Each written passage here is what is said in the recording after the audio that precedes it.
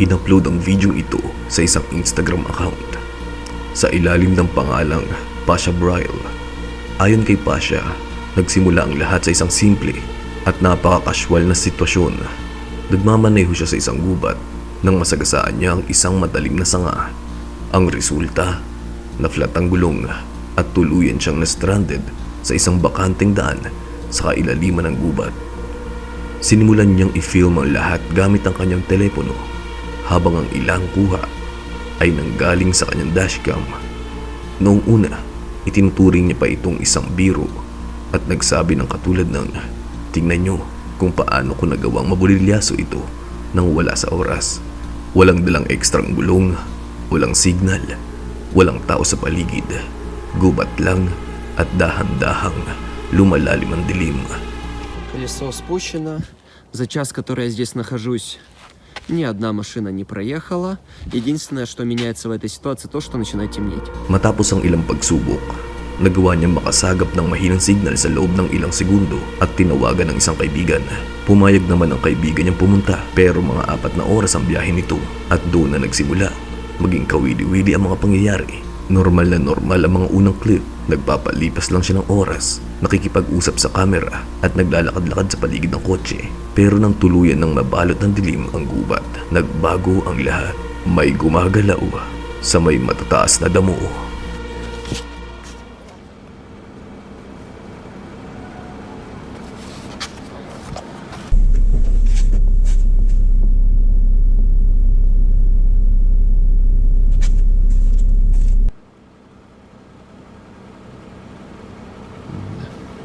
Что это за херня была? Noong una, mukha lang itong normal na hayop na tila tumatakbo pagapang patungo sa kabilang daan. Inakala niya na baka aso lang ito o kung anong uri ng hayop na gubat. Pero pagkatapos, napansin niya ang mga mata nitong matingkad na kulay pula at nagniningning sa dilim. Huminto ang figura sa mismong gitna ng daan, tumitig ng diretso sa kanya at saka tumakbo patungo sa ibang bahagi ng gubat. Sa sandaling iyon, natigilan siya. Ang nilalang ay nakatayo gamit ang 4 na paa, pero may kakaiba sa itsura nito.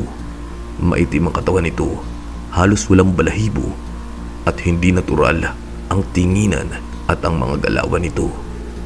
Sa halip na manatili sa loob ng kotse at maghintay, gumawa siya ng desisyon na pinagsisihan niya kalaunan. Sinundan niya ito sa loob ng gubat at mas lalong nanaig ang kanyang kuryosidad.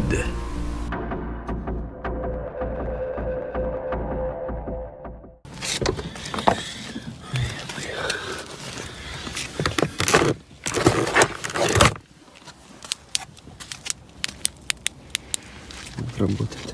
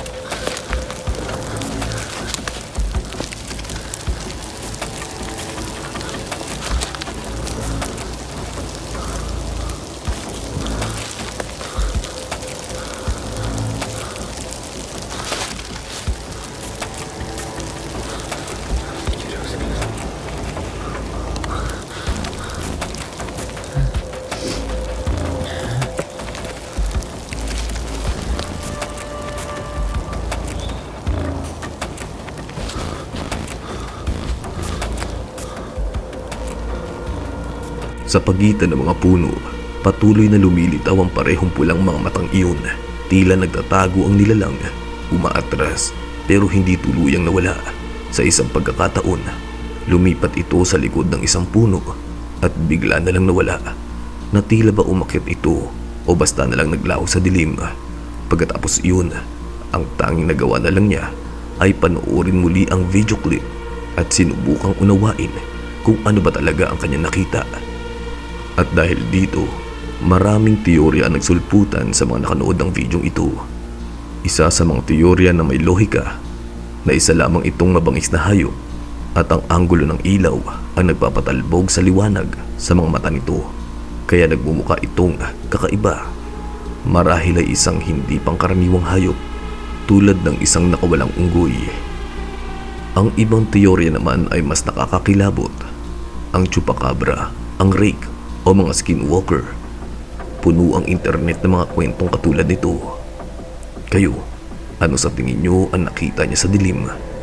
Isang kakaibang hayop lang ba ito? O isang nilalang na hindi talaga nanggaling sa mundong ito?